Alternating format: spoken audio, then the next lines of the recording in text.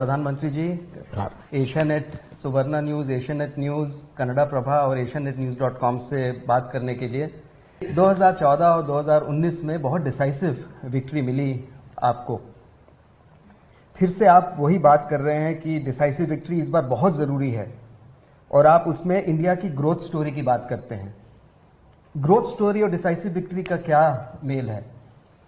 देखिए, पहली बात है कि लोकतंत्र में मैं तो चाहूंगा हर एक राजनीतिक दल में ये एस्पिरेशन होना चाहिए कि भाई हम चुनाव लड़े, लोगों का विश्वास जीते और सत्ता में आकर के हमारे जो उसूल हैं, हमारे जो रूल्स हैं, जो भी अपने सपने हैं, उसको लागू करने का प्रयास करें। तो किसी भी राजनीतिक दल में अगर ये महत्वाकांक्षा ही नहीं है तो फिर लोकतंत्र के लिए ही ठीक नहीं है। तो लोकतंत्र की आवश्यकता है कि सभी राजनीतिक दल जो भी है, इनके मन में भाव रहना चाहिए कि वे कभी न कभी सत्ता में आकर के अपने विचारों के आधार पर देश की सेवा करेंगे। ये लोकतंत्र की आवश्यकता होती है। जहां तक बीजेपी का सवाल है, देखिए 2014 में जब हम आए थे तब एक 5-6 दशक का कांग्रेस को राज करने का अवसर मिला और शायद उनको कोई विपक्ष जैसा कुछ था ही नहीं। इतना मीडिया भी नहीं था और न ही इतनी मीडिया में वाइब्रेंसी थी। यानी एक प्रकार से उनके लिए ऐसा खुला मैदान था और देश भी उनके साथ था, क्योंकि आजादी के आंदोलन के बाद जो भाव थे, वो जो चाहते वो देश कर लेता, लेकिन वो मौका गंवा दिया और धीरे धीरे डिटोरेशन पर आया।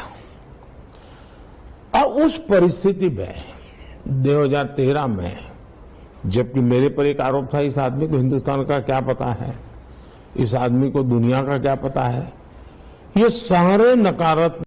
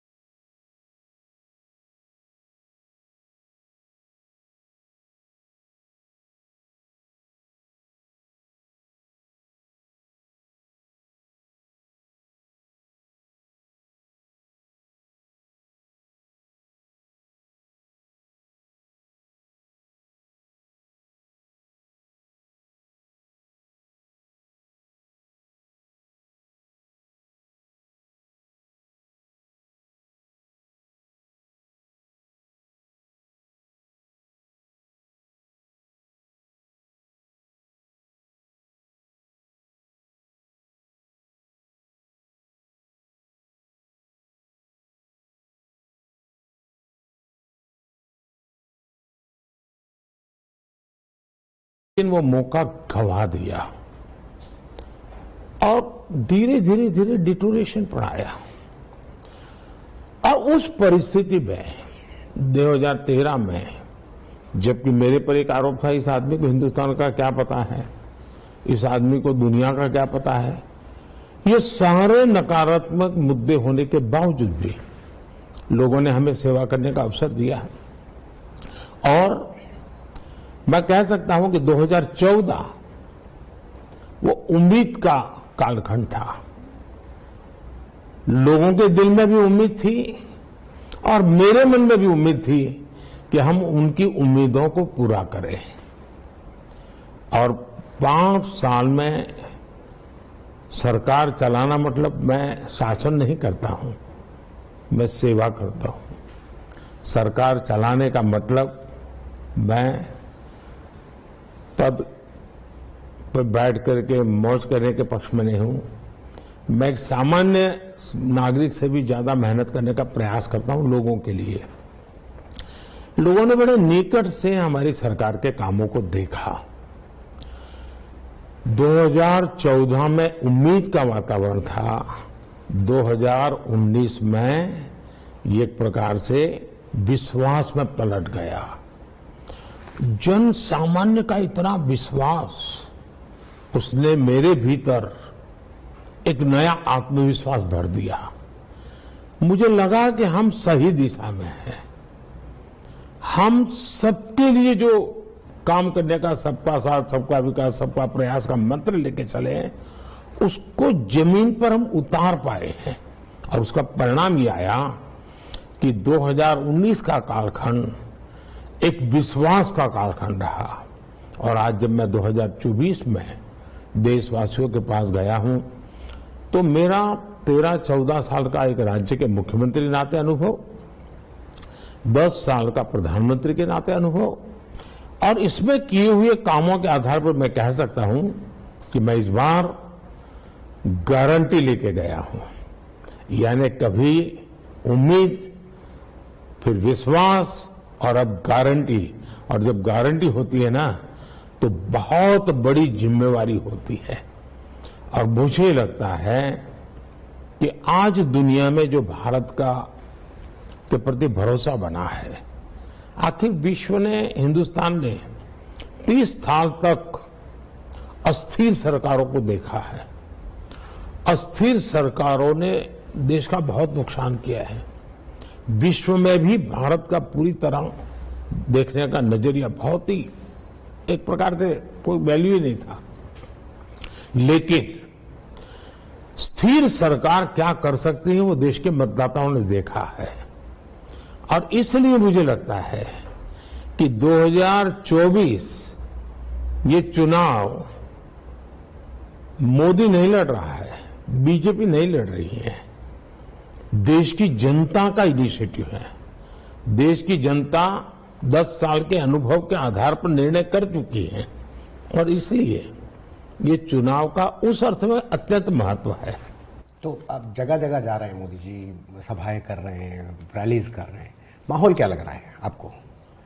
लोगों तो के रिएक्शन के ऊपर मैं सार्वजनिक जीवन में लंबे समय से काम करता हूं। मैं संगठन का कार्यकर्ता रहा हूं, तो मैं माहौल को समझ पाता हूं।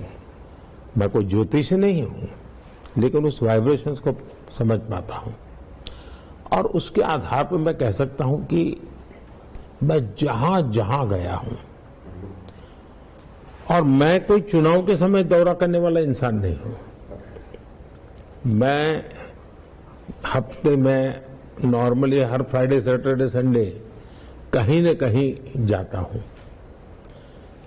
सरकार के कामकाज करता हूं, वो भी मैं जनता के बीच में करता हूं। और उसके कारण मुझे बदलता हुआ माहौल, वो सब, उसका मुझे अंदाज आता है। और इसलिए मैं देख रहा हूं कि ये जो एक तरफा वातावरण दिख रहा है, वो चुनाव डिक्लेयर होने के बाद पैदा नहीं हुआ है।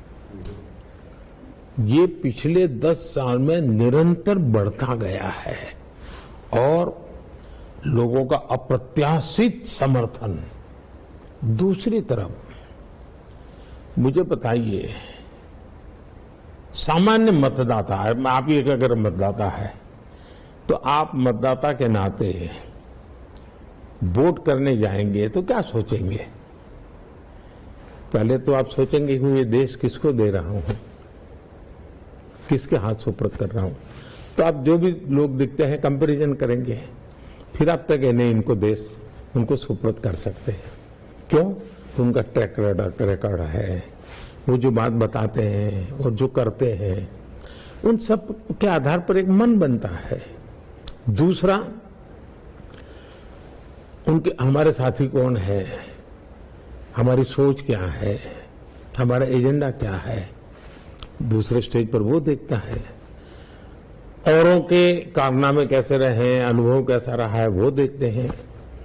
दूसरा, इस बार के चुनाव का एक सद्भाग्य है कि 2014 में मतदाताओं को कंपैरिजन के लिए अवसर बहुत कम था। एक गुस्सा था, मोदी को लाओ।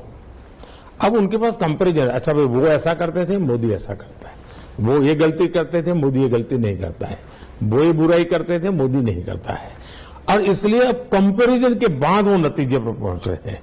और इसलिए मैं उनकी आंखों में प्रेम तो देखता ही हूं, आकर्षण भी देखता हूं, लेकिन साथ साथ उनकी आंखों में जिम्मेवारी में देखता हूं। वो जिम्मेवारी कहते हैं कि ये चुनाव हम जिताएंगे, मोदी जी आप शांत रहिए, आप चिंता मत कीजिए। ये मैसेजिंग उम्मीद दिखाई दे रहा है लोगों में। उम्मीद से भी कोई कहीं अनेक गुना ज्यादा है। गारंटी, विश्वास, guarantee, that is the progress. आपकी अभी तक की सरकार बहुत ही 2014 से ही है, टोटली एंटी करप्ट। कभी किसी ने कुछ लांछन लगाया, कभी कुछ लगता नहीं है। बिलीफ है कि आप बिल्कुल totally non corrupt government run करते हैं। उसके बाद भी अभी जैसे ईडी के अरेस्ट वगैरह हुए हैं, कई लोग उस पर कहते हैं कि मिसयूज हो रही है सेंट्रल एजेंसीज आपके पॉलिटिकल रीजंस के लिए। एंटी करप्शन का है प्लैंक, लेकिन इसके लिए हो रही है। आप उसके बारे में क्या कहना चाहेंगे? मैं आपका बहुत आभारी हूं कि आपने इस चीज को ऑब्जर्व किया, क्योंकि मैं 13 साल तक एक राज्य में भारी बहुमत के साथ सरकार चलाता था। तो अच्छा, आर्थिक रूप से अच्छा राज्य, उसमें मैं सेवा करने का मुझे अवसर मिला और पिछले 10 साल से यहां हूं। तो लोग मेरे जीवन को भी देखते हैं, तो मेरे साथ वाले हैं वो भी मेरा जीवन देखते हैं, वो मेरे उसूलों को देखते हैं। और बाय एंड लार्ज हमारा तो यहाँ थोड़ा बहुत लीडर का अगर एक है कि भाई इन चीज़ों में मेरे वैल्यूज हैं, तो फिर कोई सर्कल के बाहर पैर नहीं रखता है। दूसरा, मैं प्रारंभ से मेरा एक आग्रह रखा है कि मेरी गवर्नमेंट पॉलिसी ड्रिवन होनी चाहिए, एडवोकेटिज्म नहीं होना चाहिए। ब्लैक एंड व्हाइट में पॉलिसी रखो। पॉलिसी में गलती हो सकती है, लोगों को आलोचना करने का हक है, लेकिन जब पॉलिसी होती है, ब्लैक एंड व्हाइट में होती है, तो किसी भी अफसर को इफ्स एंड बट्स का अवसर नहीं मिलता है, डिस्क्रिमिनेशन का अवसर नहीं मिलता है। उसको ये मानना पड़ता है कि ये तो बाएं जाए या दाएं जाए।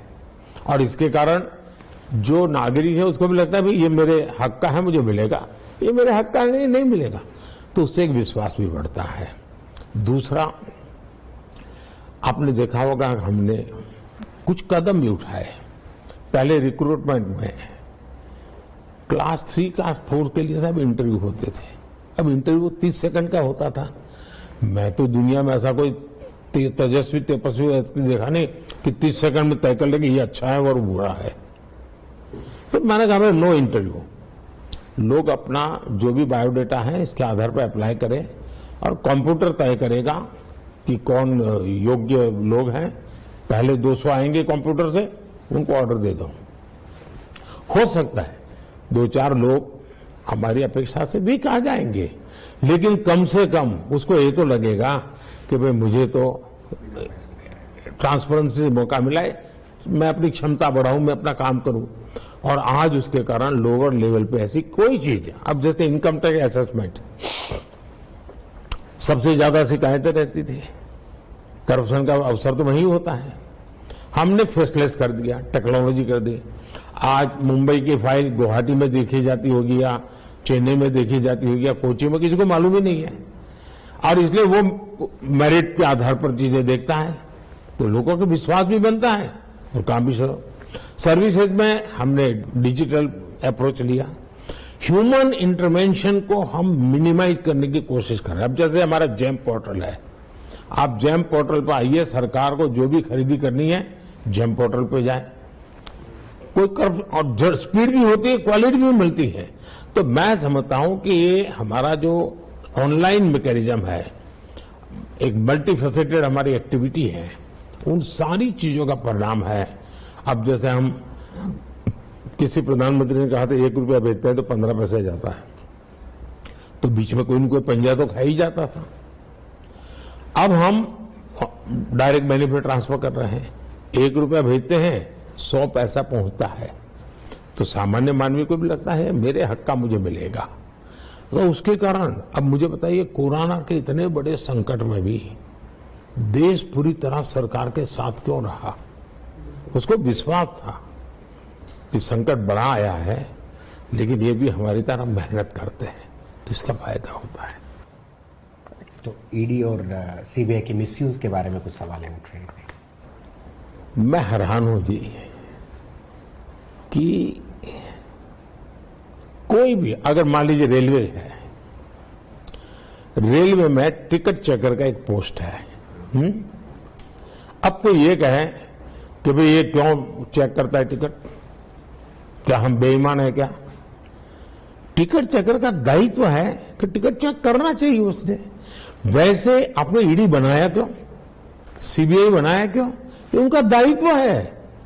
सरकार ने अपने राजनीतिक स्वार्थ के लिए उनको रोकना नहीं चाहिए, उनमें अड़ंगे नहीं डालने चाहिए, उनको स्वतंत्र रूप से काम करना देना चाहिए। जैसे एक टिकट चेकर को करने देते हैं, उसको भी करने देना चाहिए। दूसरी बात है, तो आखिर ईडी ने काम क्या किया है? ईडी ने करप्शन के खिलाफ मामले किए। अब हर प्रकार के होते हैं, सरकारी बाबुओं के होते हैं, ड्रग्स माफियाओं के होते हैं, कई प्रकार के होते हैं। इसमें सिर्फ 3% वो लोग हैं जिनका राजनीतिक जीवन है या राजनीति से जुड़े हुए लोग, 3%। 97% वो लोग हैं जो बेईमानी में कहीं न कहीं धरे गए। कई अफसर घर गए हैं, कई अफसर जेलों में पड़े हैं। इसकी कोई चर्चा ही नहीं करता है कि अगर देश में करप्शन के खिलाफ काम करने के लिए एक संस्था को जन्म दिया आपने, वो तो पुरानी सरकारों ने दिया है, हमने नहीं बनाई है। वे अगर काम न करे तो सवाल पूछना चाहिए, काम करे इसलिए सवाल पूछा जाए, ये लॉजिक बैठता नहीं। अच्छा, 3% सिर्फ है जिनको अभी तक ईडी पहुंची है, 97% दूसरा है। दूसरी बात है, भ्रष्टाचार से सिर्फ रुपया पैसा का न्याय होता है ऐसा नहीं। मान लीजिए एक ब्रिज है, भ्रष्टाचार के तहत ऐसे ही किसी को कॉन्ट्रैक्ट दे दी गया और ऐसे ही उसने ब्रिज बना दिया और कुछ साल में वो ब्रिज गिर गया। मुझे बताइए कितना भयंकर नुकसान होगा। उसी प्रकार से एक सामान्य नागरिक बड़ी मेहनत करके उसने अपनी एग्जाम पास की, लेकिन चूंकि भ्रष्टाचार नहीं कर पा रहा है, क्योंकि उसकी सिफारिश नहीं है, इसलिए उसको हक नहीं मिलता और किसी फालतू व्यक्ति को नौकरी मिल जाती है। यह असंतोष जो है वो देश में लंबे समय तक नहीं चलता है। दूसरा, ईडी ने 2014 से पहले पीएमएलए, जिसके अंतर्गत ईडी ऑपरेट करती है, 1800 से कम उन्होंने केसेस किए थे। अब देखिए, जबकि उनको काम करना था, जबकि उस समय तो सरकार पर बहुत आरोप लग रहे थे भ्रष्टाचार के, 1800 किया। 2014 के बाद हमने 10 साल में हमारे यहाँ सरकार खंड में ईडी ने 5000 से ज्यादा केसेस किए हैं। ये उसकी एफिशिएंसी है, उसकी एक्टिविटी दिखाता है। 2014 से पहले ओनली 84 सर्चेज कंडक्ट की गई थी, ओनली 84। इतना बड़ा डिपार्टमेंट सोया पड़ा था। 2014 के बाद 7000 सर्चेज हुई है। 84:7। 2014 के पहले, यानी उनके 10 साल में करीब 5000 करोड़ रुपीज की प्रॉपर्टी अटैच की गई थी। 2014 के बाद 1.25 लाख करोड़ रुपए की प्रॉपर्टी अटैच की गई है। ये देश की संपत्ति है जी। अब मुझे बताइए, ईडी का ट्रैक रिकॉर्ड क्या बताता है?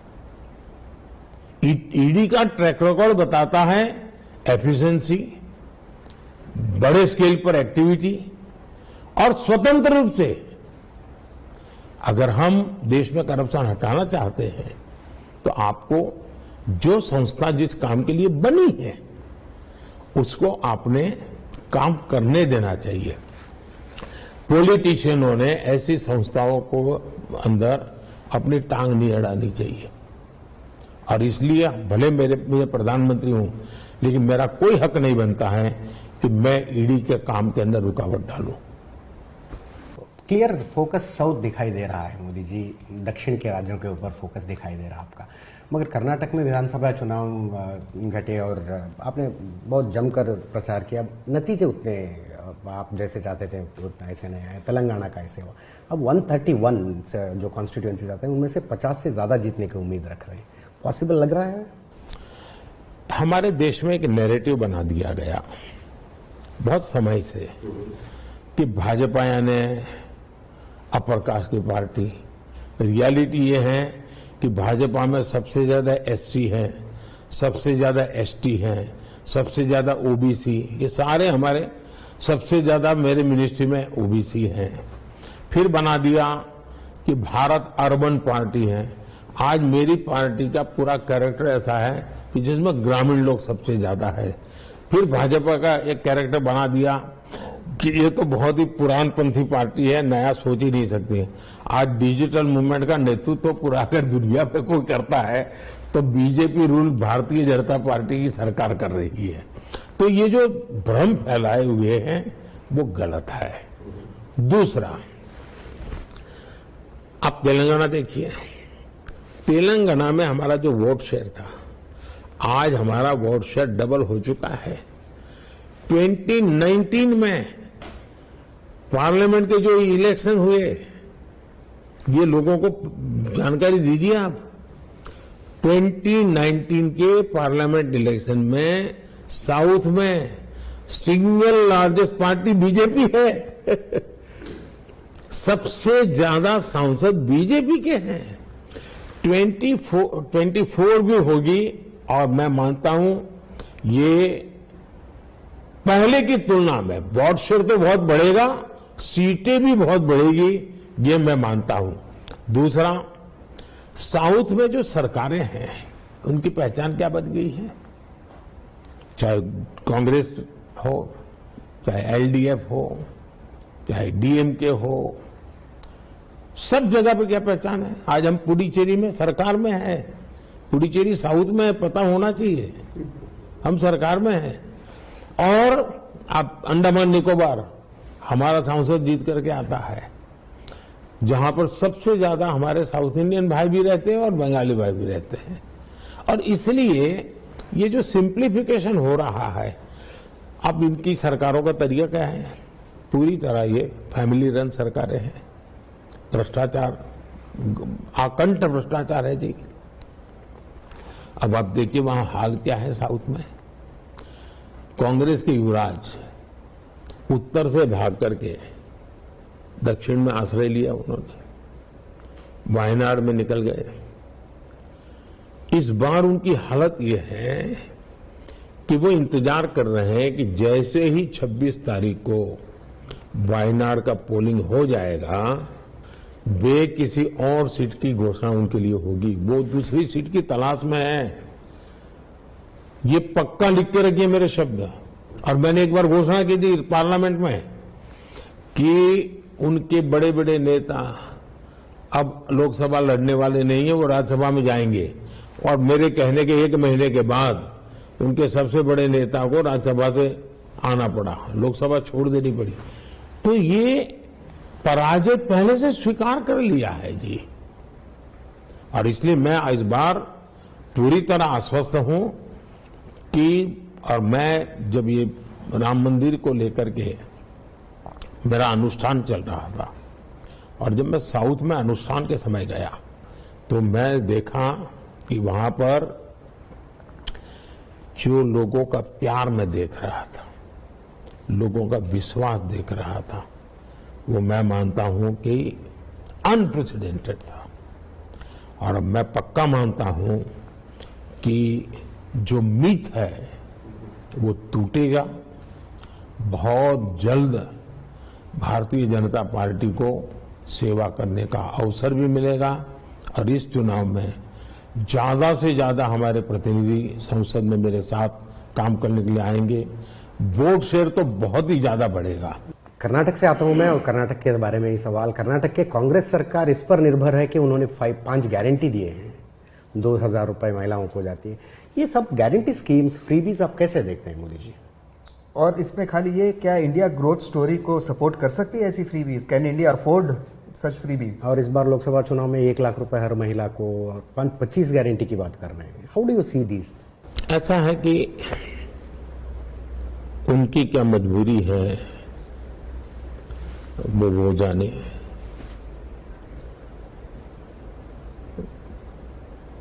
निराशा की गर्त में डूबे हुए राजनीतिक दल हाथ पैर मारने का प्रयास कर रहे हैं। मैं मेरी बात बताता हूं। देखिए, मुझे लंबे अरसे तक गुजरात में एक मुख्यमंत्री के नाते काम करने का अवसर मिला है और 10 साल से मुझे प्रधानमंत्री के रूप में लोगों ने काम करने का मौका दिया है। मेरा पास इतना लंबा अनुभव है और मेरा अनुभव है कि हमने कभी भी हमारे देश के नागरिकों के सामर्थ्य को कम नहीं आंकना चाहिए।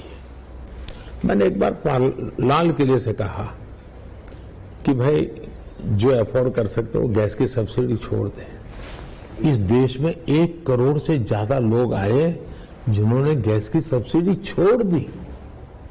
यानी मेरे देश के लोग, किसी समय हम कहते हैं, लाल बहादुर शास्त्री ने कहा खाना छोड़ो, खाना छोड़ा था। आज भी मेरा देश, मेरे देश के नागरिक हमसे ज्यादा देश को प्यार करते हैं, हमसे ज्यादा देश के लिए करने को तैयार है जी। हम कम से कम उनको कम न आके। अब देखिए, कोविड के समय मैंने पार्लियामेंट में रिक्वेस्ट की सांसदों को कि भाई आपकी सैलरी छोड़ दीजिए। मेरे देश के सांसदों को कभी कभी लोग कान पकड़ते हैं कि तुम अपना तनख्वाह बढ़ा दें। मेरे देश के सांसदों ने अपनी सैलरी छोड़ दी थी। ये सारी चीजें हैं जो प्रेरणा देती हैं। गरीब की हैंड होल्डिंग होनी चाहिए, इस देश के नागरिक की हैंड होल्डिंग चाहिए। और हमारा मॉडल है देश के हर नागरिक को एम्पावर करना, गरीबों को विशेष रूप से एम्पावरमेंट मिलना चाहिए।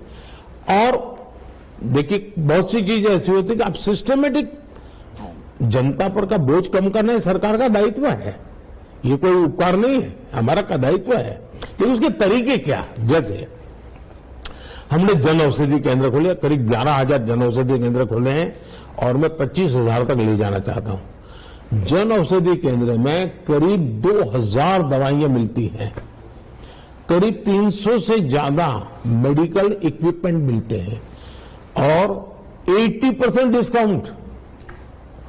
मतलब आपके परिवार में बुजुर्ग हैं और आपके परिवार के बुजुर्ग को अगर महीने का 2,000-3,000 की दवाई लगती है तो मध्यम वर्ग के परिवार पर बहुत बड़ा बजट पर आज 80% डिस्काउंट हो गया तो उसको भी लगता है माँ बाप की सेवा करूंगा।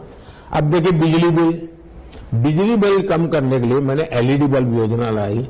जो एलईडी बल्ब कांग्रेस के जमाने में 400 रुपए मिलता था वो मेरे जमाने में 40 पे आ गया। एलईडी बल्ब के कारण उसका 20%, 30% बिजली का बिल कम हो गया। और अभी मैं पीएम सूर्य घर योजना लेके आया हूं। आप सोलर पैनल लगाइए, 0 बिजली बिल। इतना ही नहीं, आगे का कालखंड इलेक्ट्रिक व्हीकल का आने वाला है, तो आप सोलर एनर्जी से अपने घर की बिजली का उपयोग करिए और आपके व्हीकल को भी आप इलेक्ट्रिक व्हीकल को चार्जिंग कर सकते हैं उसी से। इसका मतलब उसका ट्रांसपोर्टेशन भी 0 बजट वाला हो सकता है। अब ये एम्पावरमेंट भी है, एट द सेम टाइम उसके सर पर आर्थिक जो बोझ है वो कम करने का लगातार प्रयास। और इन सर प्रोजेक्ट का परिणाम क्या आया है? पहले गरीबी हटाओ के नारों में 5 दशक तक सुने हैं। पहली बार देश सुन रहा है कि 25 करोड़ लोग गरीबी से बाहर निकले। ये एम्पावरमेंट से होता है। देश का सामान्य नागरिक बहुत सामर्थ्यवान है। मेरा देश के सामान्य नागरिक पर ज्यादा भरोसा है। आप क्योंकि आप जनौषधि केंद्रों पर बोले, एक वीडियो देख रहा था मैं, कोई बुजुर्ग खड़े होके बोलते हैं, वीडियो कॉन्फ्रेंस था आपका, 5,000 रुपए पहले औषधि का खर्च आता था, अब 1,600 पे कम हुआ है और मैं बचे हुए पैसों से फल खा पा रहा हूँ। आप भी बहुत भावुक हुए थे, बात करते करते बहुत भावुक हो गए थे आप। लगता है ऐसे बहुत सुकून देते हैं ऐसे योजनाएं। Yeah, I'm from Kerala and more interested in Kerala.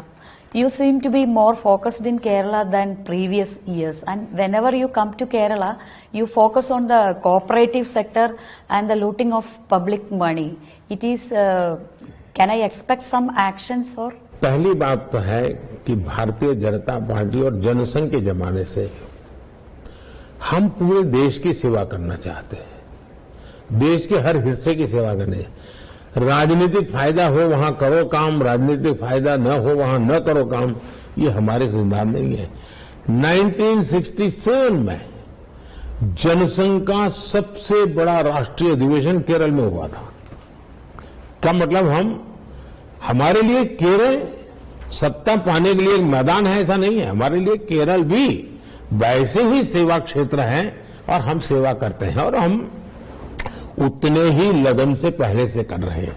हमारे सैकड़ों कार्यकर्ताओं को गोलियों से भून दिया गया है, पॉलिटिकल मर्डर किए गए हैं। उसके बावजूद भी हम आज भी वहां सेवा, मां भारती की सेवा करने के भाव से कर रहे हैं। और लेफ्ट की कैडर पर अदालतों ने सजाएं फरमाई हमारे लोगों की हत्याओं के खिलाफ, कई लोग उनके जेल में हैं। तो उसके बावजूद क्यों? हमारे लिए कच्छ हो या गुवाहाटी, कश्मीर हो या कन्याकुमारी, हमारे देश का हर कोना हमारा है और इसे हम करें। दूसरी बात है, आपने देखा होगा त्रिपुरा, किसी जमाने में लेफ्ट 3-4 दशक तक उनका गुस्सा, जैसे ही बीजेपी आई तो लोगों को पता चला भाई ये तो लूटते थे। त्रिपुरा में बीजेपी इतना अच्छा काम करे लोगों के, और बार बार बीजेपी को अब त्रिपुरा में लोग जिताने लगे हैं।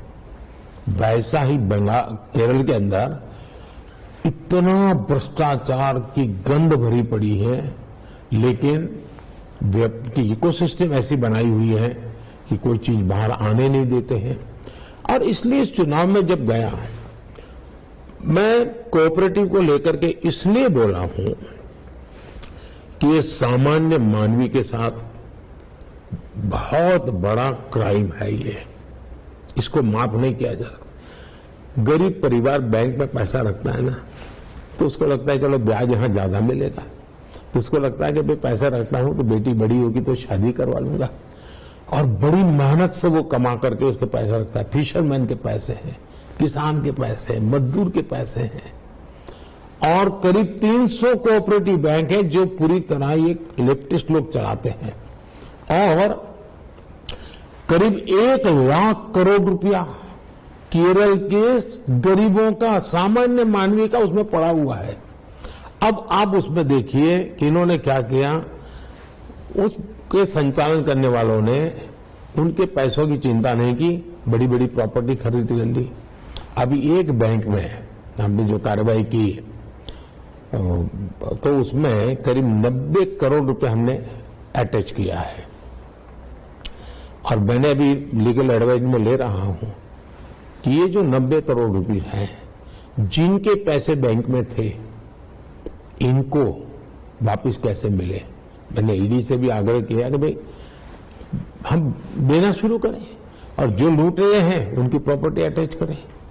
हमने अब तक 17,000 करोड़ रुपीस जो इस प्रकार से पकड़े थे, वो संबंधित जिसका था उसको वापस किया है 17,000 करोड़ रुपीस। और इसलिए मैं केरल में इन 300 बैंक का जो गफला इन्होंने किया है, अरबों खरबों रुपयों की ये जो 1 लाख करोड़ रुपया एक छोटी अमाउंट नहीं है, गरीब है। और मैं मानता हूं उसको, मैं गंभीरता से मैंने लिया है। और ये मेरे लिए चुनाव का मुद्दा नहीं है, ये सामान्य मानवीय के जीवन का मुद्दा है जी। There is a lot of discussion between this north-south divide, and it's alleged that the central government is showing a stepmother attitude to the southern states like Karnataka and Kerala. Kerala has also filed a case in the Supreme Court. Karnataka में government आपके ऊपर आरोप लगाती है कि जितना tax हम देते हैं उसमें से बहुत कम हमें वापस मिल रहा है। अगर ऐसे ही चलता रहा तो सेपरेट नेशन करने की पहली बात है कि हम सब मां भारती के कल्याण के लिए हम सबका दायित्व है, चाहे राज्य सरकार हो केंद्र सरकार हो, 140 करोड़ देशवासियों का हमारा जिम्मा है। व्यवस्था के लिए अलग अलग लोगों को अलग अलग काम मिले हैं, लेकिन हम सबका लक्ष्य, भारत सरकार का भी लक्ष्य ये होना चाहिए कि केरल के भी किसी गांव के व्यक्ति को सुविधा के लिए जो योजना बननी चाहिए उसको मिलना चाहिए। कर्नाटका के भी किसी व्यक्ति को लाभ मिलना चाहिए तो मिलना चाहिए। तो ये हमारी मूलभूत संविधान का स्पिरिट यही है हमको। अब मुझे बताइए, हिमालय से नदियां निकल रही हैं और हिमालय के जो राज्य हैं वो कह दे कि पानी कहीं किसी कोई मालिकी नहीं है तो मेरी मालिकी है, तो देश चलेगा क्या? कोयला की खदानें हमारी एक स्थान पर है और हम कह दें कि अब मेरे यहां से कोयला बाहर नहीं जाएगा तो और राज्य अंधेरे में डूब जाएंगे कि नहीं जाएंगे? ये सोच ठीक नहीं है जी। ये संपत्ति सब देश की है, कोई हम उसमें से मालिक नहीं है। दूसरी बात है, ये व्यवस्थाएं संविधान में निर्धारित नियमों से चलती है। कोई सरकार आपका और अपनी मर्जी से नहीं करती है। जब 14th फाइनेंस कमीशन आया, उसने एक ऐसा बड़ा जबरदस्त निर्णय किया। पहले 32% डिवैल्यूएशन था, उन्होंने 42 कर दिया। अब सब तरफ से मेरे दबाव था, साहब 42 कर ही नहीं सकते, देश चल नहीं सकता है, आप सरकार चला नहीं पाओगे, फेल हो जाओगे। और सरकार को हक है उसमें से 10 में से 5 चीजें लेनी, 3 लेनी, 2 लेनी, 10 लेनी, न लेनी, सरकार के पास अधिकार है, पार्लियामेंट को अधिकार है। लेकिन जब मेरे सामने आया, मैंने कहा भाई मैं जानता हूं, अफसरों ने कहा साहब ये तो बहुत मुश्किल होगा, भारत सरकार चलाना ही मुश्किल होगा, इतना डिवैल्यूएशन हो जाएगा। मैंने कहा जी नहीं, ये मेरा प्रारंभ है, मुझे राज्यों को पर भरोसा है, राज्य भी अच्छा करेंगे, पैसे जाने दो राज्यों के पास। और हमने 32 का 42 वैसा का वैसा फाइनेंस कमीशन की रिपोर्ट को स्वीकार किया। अब यूपीए के कालखंड में मनमोहन सिंह जी जब थे और रिमोट सरकार चलती थी, तब कर्नाटका को डिवैल्यूएशन का 10 साल में 80,000 करोड़ रुपए मिले थे। हमारी सरकार ने करीब करीब 3 लाख करोड़ रुपए दिए हैं। केरला यूपीए के समय 46,000 करोड़ रुपए दिए गए थे। हमारी सरकार ने 1,50,000 करोड़ रुपए दिए हैं।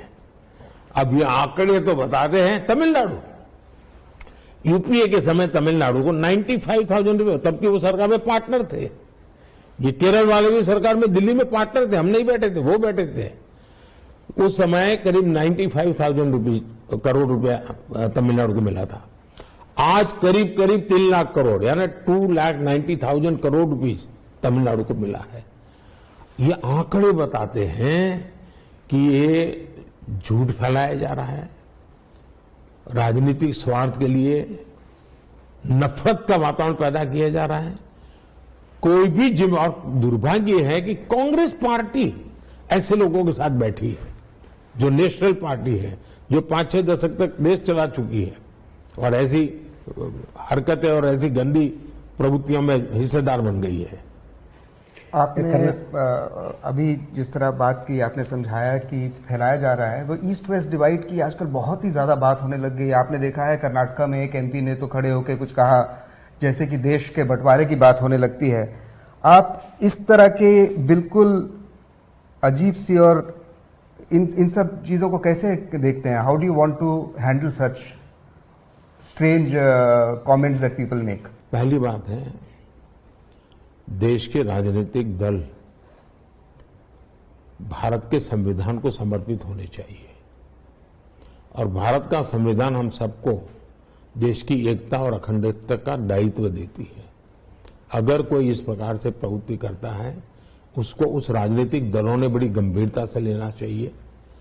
और कभी कभी लगता है कि कोई एक आध बार बोल गया, ये जो बीज है ना, पता नहीं कब कौन सी ताकत आकर के उसको खाद पानी डाल करके वटवृक्ष बना देंगे। तो तत्कालीन स्वार्थ के लिए ऐसी भाषा से बचना चाहिए, ऐसे इरादों से बचना चाहिए। और ये देश को बहुत बड़ा नुकसान, कोई भी सरकार रहे, ये भाषा कभी भी लाभ नहीं करेगी। मैं जब गुजरात में था, मेरे साथ बहुत से अन्याय होते थे केंद्र सरकार से, हर प्रकार के अन्याय हुए थे, लेकिन मेरा एक ही मंत्र रहता था और पब्लिकली रहता था, भारत के विकास के लिए गुजरात का विकास। हम सब मिलकर के इस देश को बहुत आगे बढ़ाना है, तो इसमें हमने कोई कॉम्प्रोमाइज नहीं करना चाहिए। और कर्नाटक में सूखा पड़ा है सर, ऐसे मामले अब सुप्रीम कोर्ट तक जाने लगे हैं, सूखा पड़ा है। और जैसे फंड्स केंद्र सरकार से जो आने चाहिए नहीं आए हैं, ऐसे करके रिट पिटीशन डाले हैं और चर्चा बहुत हो रही है कर्नाटक से। हुआ क्या है मोदी जी? देखिए, ये हमारे समय से नहीं, लंबे अरसे से कुछ व्यवस्थाएं निर्धारित हो चुकी हैं। देखिए, कोई भी आपदा उसको लाइट नहीं लेना चाहिए। किसी भी इलाके में आपदा हो, कैलेमिटी हो, उसको अत्यंत संवेदनशीलता के साथ गंभीरता से लेना चाहिए। और ये नहीं सोचना चाहिए कि वहां की सरकार है भुगतेगी, जी नहीं। आपदा आती है, कैलेमिटी आती है, तो सरकार तो बाद में, सबसे पहले नागरिक परेशान होता है और हम सबका जिम्मेवार नागरिकों के प्रति है। और इसलिए ये राजनीतिक खेल का मैदान ही नहीं है, होना नहीं चाहिए, ये अत्यंत संवेदनशील। दूसरा पद्धति क्या है? एसडीआरएफ 900 करोड़ रुपए का फंड ऐसी कैलेमिटी के लिए केंद्र सरकार का हिस्सा समय पर उनको जा चुका है, ये कोई बकाया नहीं है। दूसरा, एक इंटर मिनिस्ट्रियल टीम जब ऐसी विशेष कैलेमिटी आती है, चाहे बहुत बाढ़ आ जाए या चाहे ड्राउट हो या चाहे कोई और बात हो, तो एक इंटर मिनिस्ट्रियल टीम होती है, जो भी सभी सरकारों की परंपरा है, ये कोई मेरी सरकार की परंपरा है, वो वहां जाती है, अफेक्टेड एरिया में जाती है, वो उसका सर्वे करती है, दौरा करती है, सरकार अपना पिटीशन देती है। फिर एक कमेटी होती है जिसमें पॉलिटिशियन नहीं होते हैं, प्रोफेशनल्स होते हैं, वे मिलकर के जायजा लेते हैं। अगर ऐसी विशिष्ट परिस्थिति आई जो 900 करोड़ के उपरांत भी कोई जरूरत है, तो उसको दिया जाता है। भारत सरकार ने इलेक्शन कमीशन को लिखा कि भाई ऐसे संकट के समय हम और अधिक मदद करना चाहते हैं, इलेक्शन हमें कमीशन को परमिशन दे। लेकिन राजनीतिक हथियार के फायदा ले गए। आजकल फैशन हो गई है, सुप्रीम कोर्ट में जाकर के अड़ंगे डाल दो। अब केरल के लोग गए थे, कैसी उनको डांट पड़ी है जी, कैसी बेइज्जती हो गई, सुप्रीम कोर्ट ने कैसा उनको लताड़ दिया। अब ये पॉलिटिकल माइलेज लेने के लिए कुछ भी कर लो, बात है सत्य बताओ लोगों को। और मैं मानता हूं ये मीडिया का काम है कि हकीकतों को सच्चे अर्थ में लोगों के सामने रखना चाहिए, ताकि देश का नुकसान न हो। न भारत सरकार की भलाई के लिए करना चाहिए, न राज्य सरकार की भलाई के लिए करना चाहिए, लोगों की भलाई के लिए सच्चे तराजू से तोल करके रखना चाहिए। बहुत ज्यादा आजकल बातें हो रही हैं कि जो नॉन बीजेपी रन स्टेट है, उनके गवर्नर में और सरकारों में बहुत तनातनी चलती है। आपका उसके बारे में क्या कहना है? ये किस तरह, क्यों ऐसा हो रहा है? हाँ, मैं पहले गवर्नर के पहले एक बात बताना चाहता हूँ। मैं जरा इनको पूछना चाहता हूँ, 5-6 दशक से जो सरकारें चलाने का जिनको अनुभव है, दुनिया के दुश्मन देश भी हो ना, हॉस्टाइल कंट्री हो, विरोधी कंट्री हो, वहां भी जो हमारे मिशंस होते हैं ना, उन मिशन की पूरी चिंता वो रिस्पेक्टिव कंट्री करती है। उनकी सुरक्षा, उनकी व्यवस्था, सब, उनको कोई दिक्कत ना आए इसके लिए पूरी व्यवस्था करती है। दुश्मन देश के यहां भी हमारे देश के एम्बेसडर को या हमारी टीम को उतना ही सुरक्षा सम्मान दिया जाता है। ये तो मेरा देश है, मेरे राज्य है, और संविधान द्वारा निर्मित गवर्नर की पोस्ट है। क्या उसका मान, सम्मान, मर्यादा उन राज्य सरकारों का दायित्व नहीं है? ये कैसे चलेगा? अब आप कल्पना कीजिए कि केरल के गवर्नर एयरपोर्ट जा रहे हैं और लेफ्ट के साथी मिलकर उनको सामने हुड़दंग कर दे। ये क्या शोभा देता है क्या उनकी सरकार को? मुझे तो कभी, मैंने किसी अखबार में कहीं कॉलम पढ़ा, मुझे हमारे गवर्नर साहब तो बेचारे बहुत सहन करते हैं, इसलिए बोलते नहीं है, लेकिन आरिफ साहब को जो उनके यहाँ बजटरी प्रोविजन का पैसा मिलना चाहिए, उन्होंने खाना बंद करवा दिया था केरल में गवर्नर के यहाँ। अब आप कल उठ करके इतने गुस्से में आ जाएंगे पॉलिटिकल का, उनकी लाइट, बिजली सब बंद कर दो, क्या होगा? मुझे याद है महाराष्ट्र में एक बार गवर्नर को ट्रैवल करना था, उनको हेलीकॉप्टर नहीं दिया, विमान नहीं दिया, पहले से तय कार्यक्रम था, लास्ट मोमेंट कैंसिल कर दिया। यानी आप इस प्रकार से, अब मुझे बताइए, गवर्नर का घर तमिलनाडु में, उनके राजभवन के बाहर बम फूटे, पेट्रोल बम फेंका जाए, क्या राज्य सरकार ये शोभा देता है क्या? और संविधान पदों की जो सैंक्टिटी होती है वो बनाए रखनी चाहिए। मैं तो राज्य में रहा हूं जी, मेरे ऊपर सारे कांग्रेस के गवर्नर थे, मुझे कभी प्रॉब्लम नहीं आता था। मैं उनका मान सम्मान रखता था, वो मेरा मान सम्मान रखते थे, और ये सालों से चलता आया है। आवाज सहन नहीं कर पाते हैं। अच्छा, गलत होगा वो तो उसका संवैधानिक पद पर है, उसका दायित्व है, वो करेगा अपनी जिम्मेवारी। Yeah, seeking your attention to Kerala back again. BJP is trying hard to get a foothold in Kerala, and for the last 10 years you are also focusing on Kerala, but it is very difficult to get a terrain there. Why is it so difficult? What are the challenges? पहली बात है कि चुनाव में क्या होता है इसके आधार पर हमारी पार्टी सेवा नहीं कर पा रही, ऐसा नहीं है। आप देख लीजिए, पिछले दिनों जब भी केरल में कैलेमिटीज आई, सर्वाधिक लोग अगर मैदान में रह करके काम किया तो हमारे लोगों ने क्या किया है। और इसलिए आज स्थिति यह है कि केरल में लेफ्ट की जमीन खिसक रही है, और वहां की जनता को पता चल रहा है कि वहां के मतदाताओं की आंख में धूल झोंकी जा रही है। एलडीएफ यूडीएफ इकट्ठा हो तमिलनाडु में, एलडीएफ यूडीएफ आमने सामने लड़ते हो केरल में। अब एशियानेट तमिलनाडु में खबर देगा, साथ है, एशियानेट केरल में खबर देगा, लड़ रहे हैं, तो लोगों का विश्वास टूट जाता है।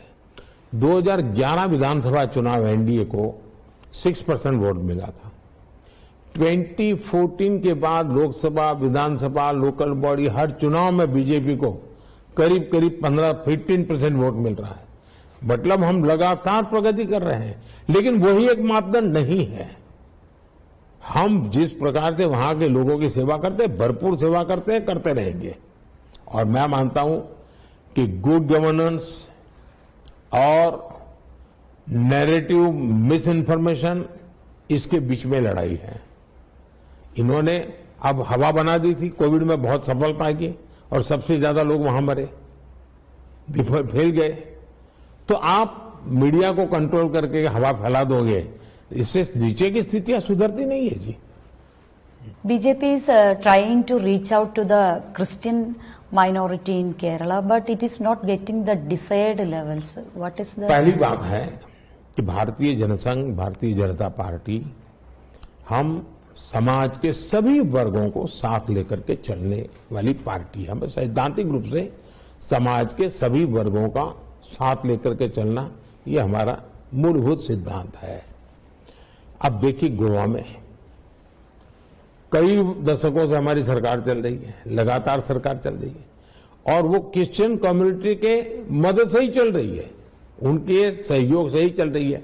आज नॉर्थ ईस्ट में देखिए, नॉर्थ ईस्ट में हमारी जितनी सरकारें हैं वो ज्यादातर हमारे मुख्यमंत्री या तो ईसाई हैं, हमारे मंत्रिमंडल के अंदर ईसाई सदस्य हैं, या तो ईसाई समाज ही तो वहां है वोटर सबसे ज्यादा, उनके वोट से ही हमारी सरकारें बन रही है।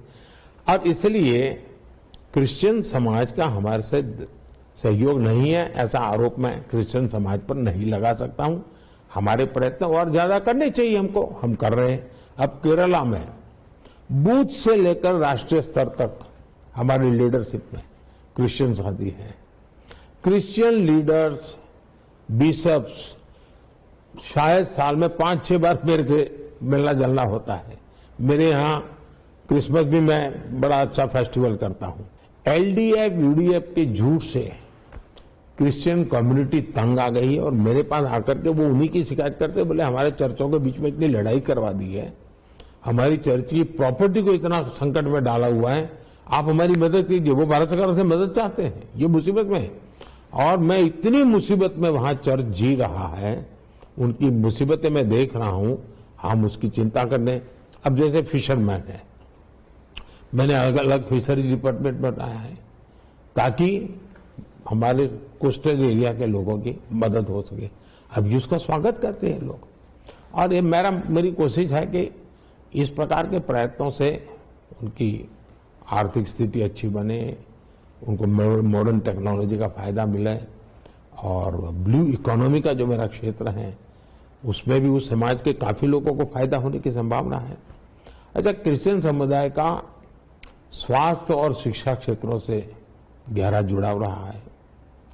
अच्छा, मैं वेटिकन गया तो होली पोप को मिलने गया था, बड़ी लंबी चर्चा हुई और उनको मेरी सरकार के कामों की काफी जानकारियां थी, काफी विषयों पर का, और बहुत से मुद्दों में हम बोर्ड पर थे। और मैंने तो उनसे कहा कि आप भारत आइए, मैंने निमंत्रण दिया है उनको, हो सकता है शायद अगले साल वो अपना कार्यक्रम बना ही ले। And the Congress and the UDF alleges that you are going soft with CM Pinarayi Vijayan and his family, especially in the case of gold smuggling. Your response? ऐसा है कि हमारा मोदी का सॉफ्ट होना या हार्ड होने का कोई मतलब ही नहीं है। ये काम इंस्टीट्यूशंस करती हैं, स्वतंत्र रूप से करती हैं, और न मेरी सरकार ने न प्रधानमंत्री ने ऐसी चीजों में टांग अड़ानी चाहिए, मेरा सिद्धांत है। जहां तक कांग्रेस और कम्युनिस्ट का सवाल है, मैं कहता हूं ये एक ही सिक्के के दो पहलू है, ये कोई अलग है ही नहीं। भ्रष्टाचार में डूबी पिनराई सरकार को हमने हमेशा बेनकाब किया है, मेरे यूनिट ने किया है, हमने भी किया है। क्योंकि अब देखिए 15 अप्रैल का भाषण, CMRL के साथ सौदे का मुद्दा उठाया, हमने डिटेल में उठाया। गोल्ड स्मगलिंग मामले में CM ऑफिस की ओर हमने बिल्कुल इशारा किया, साफ साफ बता दिया।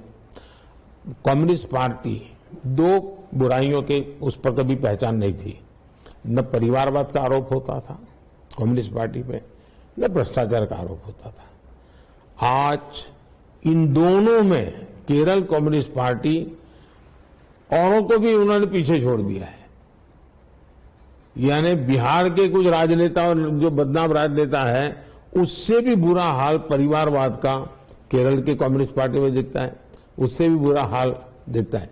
अब देखिए CPM ने कोऑपरेटिव बैंक को लूटा है, उसको बेनकाब करने का काम हमने ही किया है, और आने वाले दिनों में भी लोगों को न्याय दिलाने के लिए हम भरपूर कहेंगे। और कांग्रेस केरला में बोलेगी इन्हें जेल डालो और अगर मैं जेल डालूंगा तो दिल्ली आकर के बयान करेंगे कि देखिए राजनीतियों के प्रति विंडिक्टिव है। अब ये दो प्रकार की बातें करने वाले लोगों को देश कभी स्वीकार नहीं कर सकता है जी। And I will like to ask about some projects of the central government, like the housing scheme. It is mandatory that your Prime Minister picture shall be pasted on the house. In Kerala, people and the political parties feel it's a humiliation for the beneficiaries. Your response to that, please. पहली बात है, कोई photo वगैरह का विषय है नहीं। सवाल है उसका नाम, पीएम आवास योजना नाम का सवाल है। उसका एक लोगो होता है ताकि उसकी आइडेंटिटी हो। बजट जो भारत सरकार का बनता है वो बजट संसद पारित करती है, योजनाओं स्कीम उनके नाम पर पारित करती है। अगर आप वहां नाम बदल देंगे तो यहां मेरे पास ऑडिट रिपोर्ट निकलेगा कि केरल में तो पीएम आवास है ही नहीं, आपके पैसे कैसे दे दिए, तो मैं सीएजी को क्या रिपोर्ट दूंगा, मुझे बताइए। मेरी जिम्मेवारी है कि भाई सरकार, मुझे पार्लियामेंट ने जो पैसा खर्च करने का हक दिया है वो मैं वहीं खर्च करूंगा, क्योंकि सीएजी ऑडिट करेगा। तो हम स्कीम में कोई हमारे नाम के लिए नहीं कह रहे, जिस नाम से स्कीम बनती है, और यहां किसी व्यक्ति का नाम नहीं है। पीएम तो कोई भी पीएम, जैसे प्रधानमंत्री ग्राम सड़क योजना जब अटल जी की सरकार थी तब बनी, उसके बाद मनमोहन सिंह जी की सरकार आई तो भी प्रधानमंत्री ग्राम सड़क योजना रही, कोई जरूरत नहीं थी बदलने। तो ये पीएम कोई व्यक्ति नहीं है, एक व्यवस्था है। उसको भी अगर वो विरोध करेंगे तो इसका मतलब आपका नफरत का और निराशा का तत्व कितना दूर है। अच्छा, स्टिकर लगा देने से क्या फायदा है, ये क्यों तनाव पैदा करते हैं। राज्य सरकारों को पास 42% डिवैल्यूएशन मिला हुआ है, वो अपनी योजनाएं चलाएं, कौन मना करता है। और इसलिए हमारे कोऑपरेटिव फेडरलिज्म में दोनों की जिम्मेवारी होती है। अब केरल को लगता है कि इन जिम्मेवारियों को नहीं निभाएंगे। You have अब concentrated. मुझे बताइए, हमने आयुष्मान आरोग्य मंदिर ये योजना बनाई, बजट से हमको उस काम के लिए पैसा मिला हुआ है। अब केरल ने कह दिया हम मंदिर नहीं लिखेंगे। मंदिर का मतलब पूजा घर नहीं है जी। आप मेरे यहां बड़ौदा में जाइए, हाई कोर्ट को, वहां कोर्ट जो है उसको न्याय मंदिर कहते हैं। हमारे यहाँ पहले जो बच्चे उसको जाते थे प्री प्राइमरी तो बाल मंदिर बोलते थे। अब बाल मंदिर को वर्शिप का स्थान थोड़ा है, तो ये आरोग्य मंदिर कहा तो सामान्य हमारे टर्मिनोलॉजी है, वो कहते हम नहीं करेंगे। अब ये तरीका जो है वो नफरत का वातावरण है, वो उचित नहीं है। You are concentrating on bettering the relationship with the Middle East, and many of the Middle East countries have honored you. With the highest why awards, why it has happened never earlier? देखिए, देश का दुर्भाग्य रहा कि पिछली सरकारों ने हमारे वेस्ट एशिया के साथ जो संबंधों को मजबूत करना चाहिए उसकी दिशा में कभी ध्यान नहीं दिया। हम दो ही काम करते थे, एक ऑयल इंपोर्ट करते थे और सस्ते मैन पावर को मजदूरी के लिए एक्सपोर्ट करते थे। अब ये कोई समझदारी का काम नहीं था। आज हमारा रास्ता बहुत ही मजबूत है और सेलर बायर से निकल करके एक कॉम्प्रिहेंसिव डेवलपमेंट की ओर जा रहा है।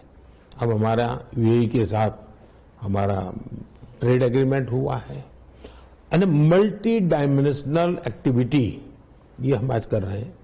आज टेक्नोलॉजी और सर्विसेज भी हम एक्सपोर्ट कर रहे हैं जगह पे। एजुकेशन सेक्टर, हमारी यूनिवर्सिटीज वहां काम करने लगी है। एग्रीकल्चर प्रोडक्ट के लिए हमारा समझौता हुआ है, फूड प्रोसेसिंग में लोग यहाँ इन्वेस्टमेंट करने के लिए तैयार हुए। 2015 में मैंने यूएई का दौरा किया था प्रधानमंत्री बनने के बाद। आप जानकर के चौंक जाएंगे, जिस देश में मेरे देश के 25-30 लाख लोग रहते हैं, मेरा केरल सबसे ज्यादा वहां रहता है, लेकिन मेरे देश का प्रधानमंत्री 30 साल तक वहां नहीं गया था। 30 साल तक मेरे देश का प्रधानमंत्री अगर उस देश में नहीं जाता है तो मेरे वहां जो भारतीय भाई बहन काम कर रहे हैं उनकी क्या इज्जत रहेगी, उनको क्या सम्मान मिलेगा, उनको क्या हक मिलेगा। तो मेरे दिल में एक दर्द था कि जहां मेरे केरल के भाई इतनी सारी संख्या में काम कर रहे हैं, मैं उनकी खबर पूछने के लिए जाऊंगा।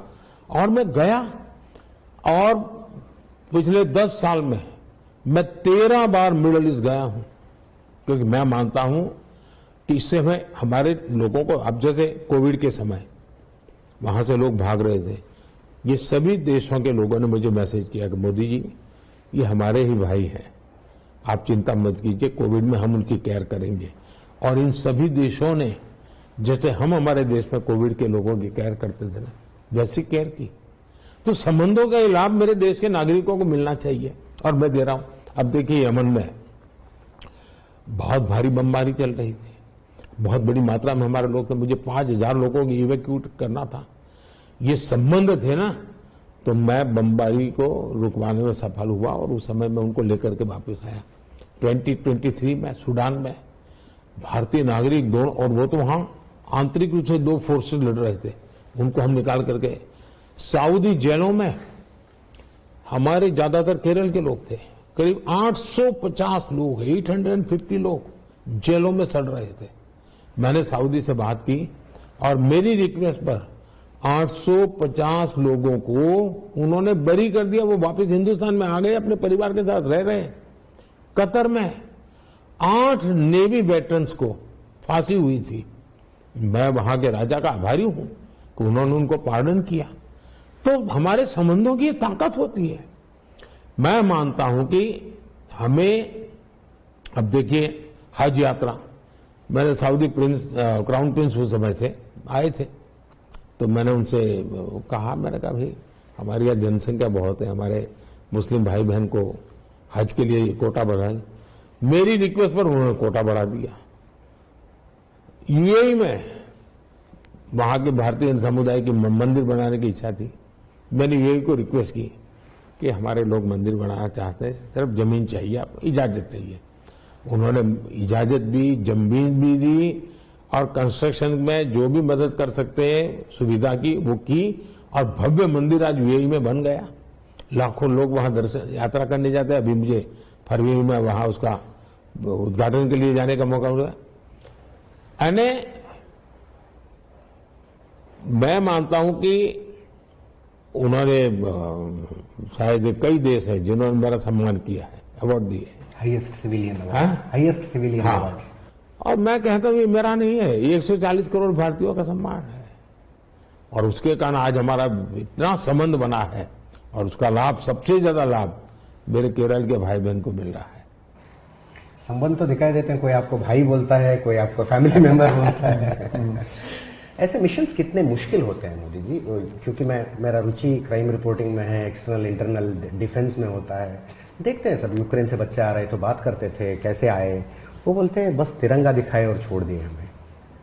मिशन बहुत मुश्किल मिशन होते हैं। देखिए आज भारत की एक क्रेडिबिलिटी है, दुनिया भारत को विश्व बंधु के तौर पर यानी फील कर रही है, सिर्फ शब्दों नहीं भाव से फील कर रही है।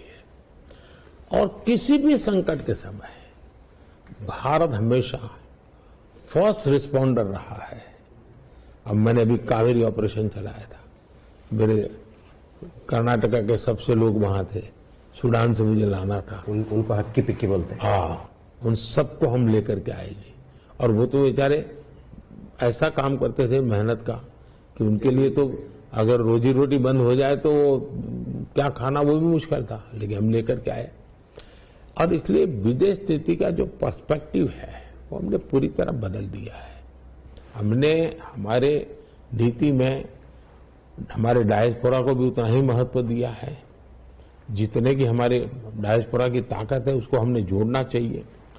डायस्पोरा में कोई भी संकट हो, हम कहते हैं भाई पासपोर्ट का रंग कोई भी होगा, मेरे लिए वो हिंदुस्तान की है, ब्लड जो है ना वो हिंदुस्तानी है। अगर हिंदुस्तानी ब्लड है तो मैं उसके लिए करूंगा। पहले डायस्पोरा का या रेस्को मैंने फॉरेन पॉलिसी का हिस्सा ही नहीं था जी। लोग अपना नसीब अपना जाने, वो हमें पूछ करके थोड़े गए थे। ये भाव था पुरानी सरकारों का। मैं कहता हूं नहीं भी वो गया है, अब मेरा काम है, मैं इसकी चिंता करूंगा। और हम एंड टू एंड प्लानिंग करके चलते हैं, ऐसे नहीं चलते हम लोग। दूसरे देशों के लोग भी, हमारी क्रेडिबिलिटी इतनी है जी, एक बार तिरंगा लेके चल पड़े ना, भारत माता की जय बोले, तो कोई पूछता नहीं है किस देश का नागरिक है, उसको जाने देता है जी। 2015 में यमन संकट हो, सऊदी किंग से बात की और हजारों लोगों को वापस लाने का काम हमने कहा। यूक्रेन संकट आप तो अभी भी ताजी बात है, लोग जानते हैं। इन दिनों मैंने देखा कि शायद किसी कहीं पर एक कैंडिडेट को चुनाव के लिए जो डिपॉजिट देनी थी, तो यूक्रेन में जो बच्चे वापस आए थे उन्होंने इकट्ठे करके उनको पैसा दिया। तो ये अब देखिए, आपको मालूम होगा, शायद केरल के लोगों को मालूम होगा, फादर टॉम की कथा पता होगा। फादर टॉम लंबे अरसे तक आतंकवादियों के कब्जा, आईसिस के कब्जे में थे। हमने लगातार डिप्लोमेटिक दिखने फलाने हर कोशिश की और बहुत लंबे समय के बाद उनको वापस लाए, हम जिंदा वापस लाए।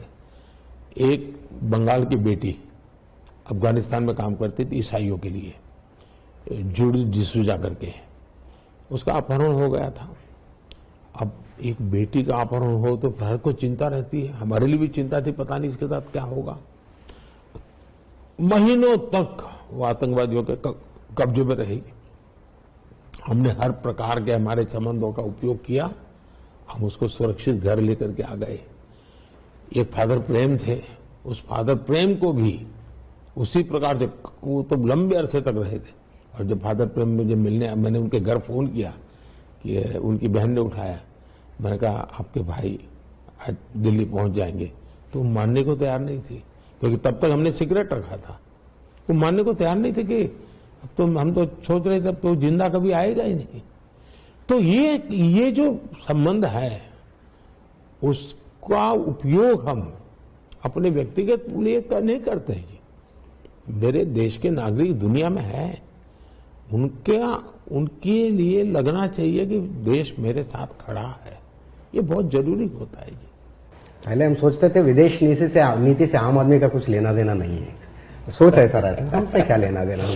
अब समझ में आ रहा है कि हाँ, अब उनको समझ आ रहा है जी। अब जिस किसी देश के साथ करार करते हैं, एग्रीमेंट करते हैं, अब जैसे ऑस्ट्रेलिया के साथ एग्रीमेंट किया, तो पहले तो ऐसा लगा, अब ऑस्ट्रेलिया के साथ एग्रीमेंट ऐसा है कि हमारा बार्बर भी अब जाके ऑस्ट्रेलिया में काम करना है तो कर सकता है, हमारा कुक भी ऑस्ट्रेलिया में जाके काम करना है तो कर सकता है ऑफिशियली। और यानी एक प्रकार से हर सामान्य व्यक्ति को अपॉर्चुनिटी मिल रही है जी, तो कॉमन मैन के लिए होता है। हेल्थ केयर के ऊपर वापस आपने काफी बात करी, बहुत बड़ा मुद्दा है फॉर द मिडिल क्लास, और आपने बहुत कुछ किया है। Are you satisfied with where we have reached? ऐसा है, जिस दिन मोदी सेटिस्फाई हो जाए ना, तब लिख लेना कि आपको उसको श्रद्धांजलि देनी है, वो जिंदा नहीं है। मैं जीवन के आखिरी तक असंतोष को पालता रहता हूं, मेरे भीतर में कभी संतोष आने नहीं देता हूं। क्यों? मैं वो असंतोष पालता हूं ताकि मुझे नया करने की प्रेरणा मिले। तो मुझे कभी संतोष की बात कहना ही मत, क्योंकि मुझे बहुत कुछ करना है। देखिए, जहां तक हेल्थ का सवाल है, गरीब परिवारों तक क्वालिटी हेल्थ केयर की पहुंच, ये मेरे लिए बहुत महत्वपूर्ण है। भारत में दुनिया की सबसे बड़ी स्वास्थ्य बीमा योजना आयुष्मान भारत योजना हम चला, 60 करोड़ से अधिक लोगों को बेस्ट ट्रीटमेंट अच्छे से अच्छी हॉस्पिटल में। और मान लीजिए केरल का व्यक्ति अहमदाबाद गया, वहां बीमार हो गया, तो सिर्फ उसको मोदी का कार्ड दिखाना है, उसको वहां ट्रीटमेंट मिल जाएगी। उसके रिश्तेदार आए, पैसे लेकर के आए, फिर ट्रीटमेंट होगी, ऐसा नहीं है। और आउट ऑफ पॉकेट पहले हमारे यहां बहुत खर्च होता था सामान्य नागरिक का। 2014-15 में एवरेज 62% खर्च आउट ऑफ पॉकेट, हर एक को अपने जेब से हेल्थ के लिए खर्च करना पड़ता था, 62%। आज वो कम होते होते 47% हो गया है। मतलब ये व्यवस्थाएं विकसित हुई, सुविधा हुई है। 2014-15 में हेल्थ सेक्टर पर कैपिटल भारत सरकार का जो बजट खर्च होता था वो 1100 रुपीज होता था। आज हेल्थ सेक्टर का पर कैपिटल खर्च करीब करीब 2 गुना हमने कर दिया है। आयुष्मान भारत से लाभार्थियों के 1.25 लाख करोड़ रुपए बचे हैं देश के नागरिकों के, क्योंकि सरकार ने खर्चा किया। इससे ज्यादा कभी कभी परिवार में बुजुर्ग लोग हैं ना, बताते नहीं कि मैं बीमार हूं। क्यों? उनको लगता है बेटे पर बोझ हो जाएगा, कर्ज हो जाएगा। अब वो निश्चिंत होकर के ट्रीटमेंट करा रहा है और 1.25 लाख करोड़ रुपया बचा है। 11,000 से ज्यादा जन औषधि केंद्र, मैंने कहा 80% डिस्काउंट से दवाई देते हैं, और वो जन औषधि केंद्र में 25,000 तक ले जाने वाला हूं।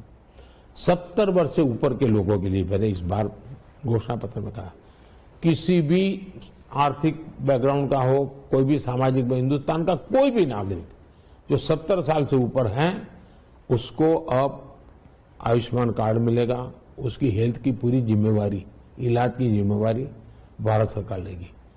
इसका मतलब हुआ उसको तो लाभ हुआ ही, लेकिन उसके परिवार को बहुत बड़ा लाभ होता है कि चलो पिताजी, दादाजी, माँ, माता जो खर्चा होता था वो बच्चों के लिए खर्च करूंगा। ये बहुत बड़ा बोझ मैंने कम कर दिया है 10 वर्षों में। अब ह्यूमन रिसोर्स का हो या इंफ्रास्ट्रक्चर को, मेडिकल कॉलेज में जबरदस्त बढ़ोतरी। 2014 में 387 मेडिकल कॉलेजेस थे हमारे देश में, आज बढ़कर के 706 हो गई है इतने कम समय में। 2014 में एमबीबीएस सीटों की संख्या करीब 51,000 थी, अब वो 1 लाख से ज्यादा हो गई है। मतलब ज्यादा डॉक्टर मिलेंगे, ज्यादा सेवा होगी, और डॉक्टरों की संख्या बढ़ेगी तो गांव को तक ट्रीटमेंट की व्यवस्था होगी। पीजी सीटों की संख्या बढ़कर 2 गुनी से ज्यादा हो गई है, ताकि मुझे आगे चल करके अच्छे मेडिकल कॉलेज के लिए प्रोफेसर भी मिलेंगे। यानी इंफ्रास्ट्रक्चर की बात हो, ह्यूमन रिसोर्स की बात हो, पॉलिसी की बात हो, बजट की बात हो, एजुकेशन की बात हो, हेल्थ सेक्टर को हमने एक कॉम्प्रिहेंसिव वे में आगे बढ़ाया है जी। Kerala has a huge tourism potential. What efforts will be taken to boost this tourism potential of Kerala and India? आपने बहुत अच्छा सवाल पूछा। देखिए, मैं मानता हूं कि आने वाले दिनों में भारत के ग्रोथ में बहुत बड़ा कंट्रीब्यूशन टूरिज्म का होने वाला है। टूरिज्म इंडस्ट्री बहुत फलने, क्योंकि G20 मैंने अनुभव किया। मेरी कोशिश थी कि G20 के द्वारा मेरे राज्यों को दुनिया के सामने एक्सपोजर मिले, दुनिया मेरे राज्यों की ताकत देखे, और इसलिए हमने G20 की 200 के करीब मीटिंगें हिंदुस्तान के अलग अलग स्थानों पर की। तो दुनिया के लोगों को लगा, यार हिंदुस्तानियों ने दिल्ली नहीं, हिंदुस्तानियों ने आगरा नहीं, हिंदुस्तानियों ने बहुत कुछ है। तो मैंने ग्राउंड बनाने की दिशा में एक के बाद एक, मैं आज दुनिया के कोई भी देश के नेता आते हैं तो मैं उस स्टेट में लेके जाता हूं, ताकि आपने देखा होगा, मैं अफ्रीका में एक बेटी की आंख की ट्रीटमेंट केरल में करवाई थी, एक राष्ट्रपति वहां के थे उनकी। बाद में उसका बहुत मैंने ब्रांडिंग किया कि भाई हमारे यहाँ केरल का आयुर्वेद है, आप वहां का जो बीमारी आपकी होती नहीं है आप यहाँ आइए। तो मैं खुद एक प्रकार से ब्राह्मण एम्बेसडर केरल का बन गया हूं, मैं काम करता रहता हूं। अब देखिए केरल में क्या नहीं है, क्या वाइल्ड लाइफ है, क्या बढ़िया समंदर है, कितने बढ़िया पहाड़ी इलाके हैं, लेकिन उसका हमने सही इस्तेमाल नहीं किया। देखिए एडवेंचर स्पोर्ट्स हो, यानी मैं मानता हूं हर प्रकार में, इवन टेम्पल यानी स्पिरिचुअल टूरिज्म। आप देखिए गुरुवायूर पद्मनाभ स्वामी मंदिर, सबरीमला मंदिर, क्या नहीं है जी। उसी प्रकार से भारत का सबसे पुराना चर्च केरल में है, ये टूरिज्म का। उसे चेरामन जुमा मस्जिद है, भारत में बनने वाली वो ये पहली मस्जिद है जी। तो यानी अब हमारे यहाँ मार्शल आर्ट है, कलाराईपट्टम, दुनिया में क्यों न जाए, कथकली, मोहिनीअट्टम, क्या नहीं है जी। मैं समझता हूं टूरिज्म में भी वेलनेस टूरिज्म शायद केरल से बढ़कर के कोई जगह नहीं। आज योग और आयुर्वेद का इतना दुनिया में आकर्षण बना है, आयुर्वेद हेल्थ सेंटर हमारा केरल बन सकता है। यानी केरल एक प्रकार से दुनिया के लिए आकर्षण का नहीं हो सकता है, एक उनको लगे कंपल्सन हो जाएगा उनकी जिंदगी में, एक बार तो केरल जाना चाहिए। यहां तक हम उसको आगे बढ़ाना चाहते हैं, मेरी कोशिश है बढ़े। और युवाओं के साथ आपके लगाव मोदी जी, अब जो 18 साल का बच्चा है वो जब आप सत्ता में आए थे 8 साल का था, और उसके अलग अलग प्रेफरेंसेस बन चुके हैं। आप भी कंटेंट क्रिएटर के साथ एक प्रोग्राम किया, बहुत सेंस ऑफ प्रेजेंस बहुत बढ़िया था आपका। और हाल ही में गेमर्स के साथ भी आपने एक कन्वेंशनल ये किया। I mean why do you think it is important, वो एक एक मान लीजिए 21st सेंचुरी जो है वो टेक्नोलॉजी ड्रिवन है, आपको मान के चलना पड़ेगा। अगर मैं नॉर्मली मेरा जो एज ग्रुप के व्यक्ति हैं और जिस युग से वो निकल करके आए हैं वहां कुछ था नहीं। अगर मुझे सरकार चलानी है तो मुझे इसका प्राइमरी नॉलेज तो होना चाहिए, फर्स्ट हैंड एक्सपीरियंस होना चाहिए। अब मुझे रूटीन में किसी ने पूछा होता गेमिंग, तो मैं बच्चों को कह रहा नहीं टाइम खराब मत करो। मैं उसमें डिटेल में जाने लगा, स्टडी करने लगा, तो मुझे लगा कि परसेप्शन ठीक नहीं है। हमें उसको रिस्ट्रिक्शन देने के बजाय हमने उसको चैनलाइज करना चाहिए, प्रॉपर वे में डाइवर्ट करना चाहिए। दूसरा, गेमिंग की दुनिया में आज हिंदुस्तान के लोग सबसे ज्यादा है, लेकिन गेमिंग का मार्केट बाहर के लोग कब्जे में है। मेड इन इंडिया गेमिंग क्यों ना हो? भारत के पास इतनी कथाएं हैं, इतनी चीजें हैं हम। और दूसरा, गेमिंग का उपयोग हमारी नई पीढ़ी को हम संस्कारित भी कर सकते हैं।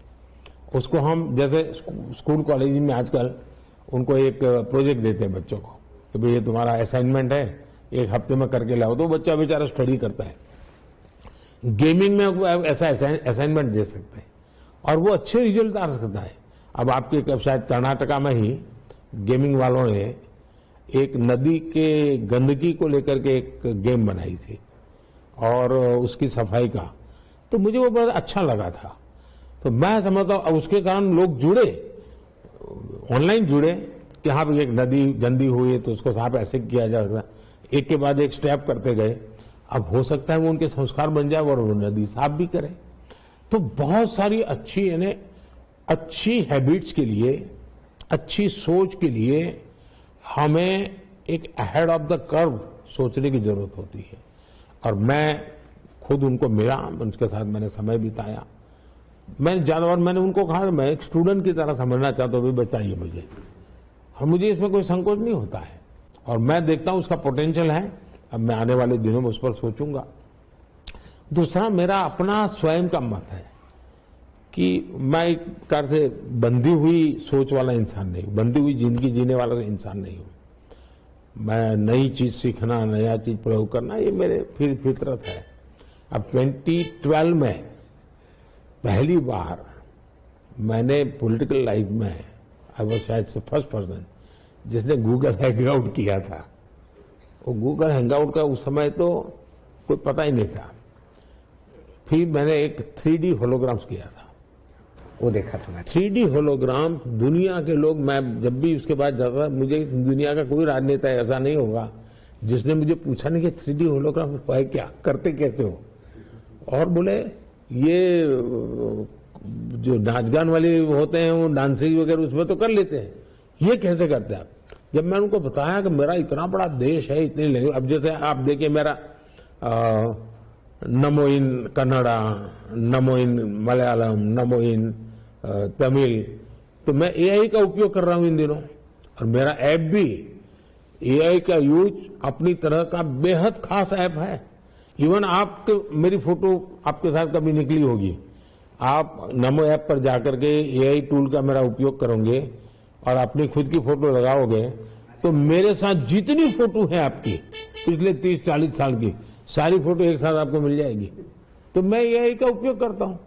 तो मैं उसी प्रकार से देखिए एक कंटेंट क्रिएटर्स है, वो भी देश के लिए एक बहुत बड़ी एसेट होते हैं और ग्लोबली वो इम्पैक्ट क्रिएट कर सकते हैं जी।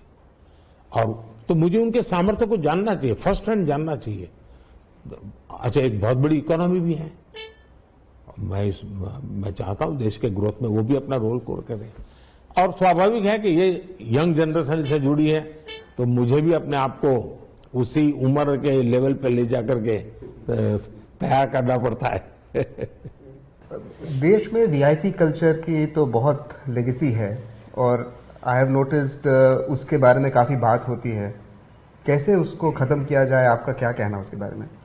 ये बहुत ही चिंताजनक और दुर्भाग्यपूर्ण बात है, क्योंकि ये वीआईपी कल्चर का ओरिजिन जितनी मेरी समझ है एक कॉलोनियल काल से एक प्रकार से जुड़ गया। अंग्रेजों के लिए एक प्रकार के कानून सामान्य जनता के लिए दूसरा कानून। उनका रहन सहन एक, बाकियों का रहन सहन एक, उनकी जगह एक, बाकी की, उनकी गाड़ी निकलेगी तो अलग, उनका टांगा निकलेगा तो अलग।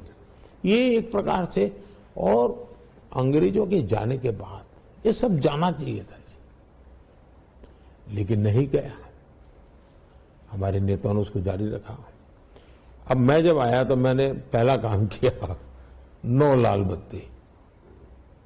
मैंने कैबिनेट निर्णय किया है, कोई लाल बत्ती, रेड लाइट नहीं होगी गाड़ियों पर। ये चलते हैं और सायरन बजाते हैं जुम जुम जुम करके। क्या मतलब है? मैं गुजरात में था, मेरे सभी मिनिस्टर्स को नियम था कि कोई सायरन नहीं बजाएगा। बहुत बड़ा ट्रैफिक हो, जरूरत पड़ गई तो थोड़ा हल्का सा एक करके बंद करो भाई। ये कौन हम बड़े बादशाह हैं कि हम सायरन बजा के चलेंगे? देखिए, मैं मानता हूं अब वीआईपी नहीं, मेरे लिए तो ईपीआई है। और जब मैं ईपीआई कहता हूं तो एवरी पर्सन इज इंपॉर्टेंट, और यही हो रहा। लाल बत्ती से लेकर हर एक्शन में वीआईपीज़म को खत्म करने का मेरा प्रयास रहा है। कुछ चीजें जरूरत पड़ती है, वो तो मैं समझ सकता हूं कि एकदम से आप ये चाहोगे कि भाई देश के राष्ट्रपति जी ऐसे फुटपाथ पर पैदल चले जा रहे, ऐसा तो मैं नहीं चाहूंगा। ये कोई तरीका ठीक नहीं है। लेकिन हमारा कुछ, अब देखिए वैक्सीनेशन हुआ, जीवन मरण का सवाल था कोविड का, मैं भी वैक्सीन ले सकता था, लेकिन मैंने तय किया कि मेरा जो नियमों में नंबर लगेगा उसी दिन मैं जाऊंगा, और मैंने तब तक वैक्सीन नहीं लिया था। इतना ही नहीं साहब, मेरी माताजी 100 साल की हुई, मेरी माताजी का स्वर्गवास सरकारी अस्पताल में हुआ। उसने आखिरी जीवन में कभी उसको अस्पताल जाना नहीं पड़ा, आखिरी जाना पड़ा 1 वीक के लिए, लेकिन वो सरकारी अस्पताल में गई। और उस दिन मैं था, और आप गाड़ी में, जिस गाड़ी में जा रही थी, गाड़ी भी बहुत मामूली सी गाड़ी थी, मैं देख रहा था उस दिन। और उसकी अंत्येष्टि भी जो सरकारी स्मशान को होता है पब्लिक का, वहीं किया। तो वीआईपी कल्चर के खिलाफ मैं अपने व्यवहार से जितना कर सकता हूं मैं करता हूं। और मैं मानता हूं, अब जैसे रिपब्लिक डे परेड, हमारे इन्वाइटी कौन होते हैं, मैंने जिन्होंने सेंट्रल विस्टा बनाया ना, इन सबको मेरा स्पेशल गेस्ट बनाया था। मैं यूनिवर्सिटी में जाता हूं कन्वोकेशन के लिए, तो मैं यूनिवर्सिटी वालों को कहता हूं कि पहली 50 सीट मेरे गेस्ट के लिए चाहिए। तो कहते हैं कि 50 सीट साहब, तो उनको जरा ये रहता है कि 50 सीट। मैं 50 सीट मांगता हूं, और फिर मैं कर रहा हूं उस यूनिवर्सिटी के नजदीक में जो झुग्गी झोपड़ी होती है, वहां जो स्कूल होती है, उन बच्चों को मैं कॉन्वोकेशन में बैठाता हूं।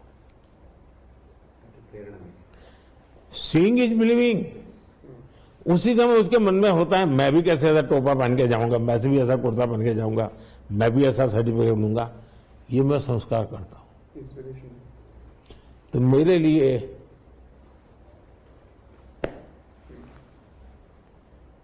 आप देखिए, पहले स्कूल में प्रवेश के लिए एमपी का कोटा रहता था, मैंने खत्म कर दिया। इवन हज यात्रा के लिए जी कोटा रहता था, मैंने वो भी खत्म कर दिया। हमारी पार्लियामेंट की कैंटीन, सब अखबार वाले दुनिया भर की चीजें लिखते थे मुफ्त, मैंने सब कैंटीन की सब्सिडी खत्म कर दी। अब एमपी पूरा पैसा देता है। तो देखिए, हमने पद्मश्री, देखिए स्टडी हो रहा है, आज के पद्मश्री की तारीफ हो रही है, क्यों?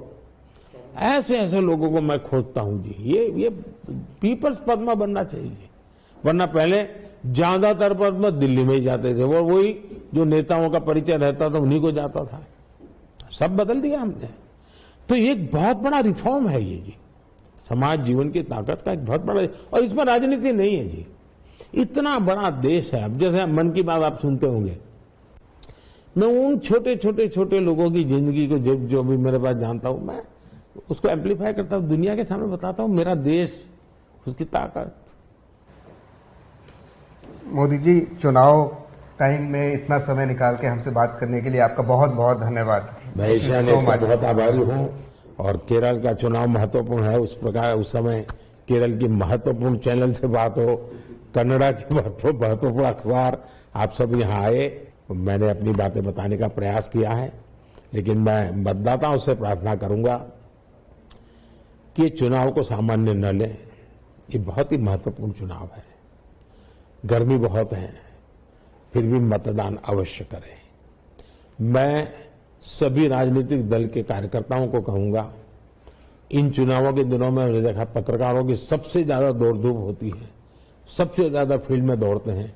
उन पत्रकारों को भी, पॉलिटिकल वर्कर्स को भी मैं जरूर कहूंगा कि बहुत पानी पीजिए, इस धूप में इतना काम करते हैं, अपने आप को संभालिए। धन्यवाद सर, फिर से।